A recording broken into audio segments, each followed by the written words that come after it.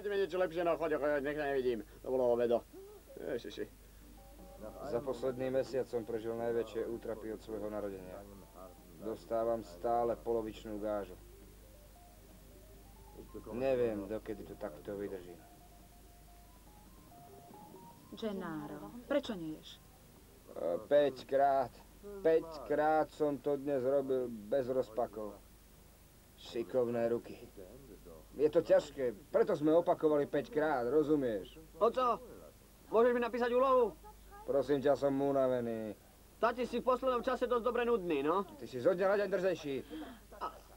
A to je pravda, ideš si hneď láhnuť, predtým sme sa spolu aj hrali, aj všeli čo iné a to je... Zabúda, že som tvoj otec.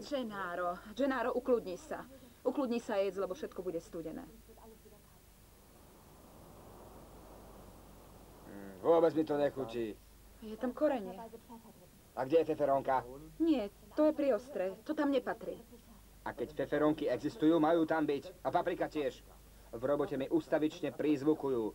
Feferónky, korenie, paprika. Že jednoducho so špeciálnymi vitamínami nevystačíme. Sú pre našu robotu dôležité. Gennaro, povieš nám konečne, čo je to za robota? Čo? Je to tajné. To je všetko. Keď ti to poviem, je koniec. Chceš to snáď, he? Gennaro, pracuješ tam už mesiac a nie je s tebou reč. Povieš mi konečne, čo sa s tebou deje, no?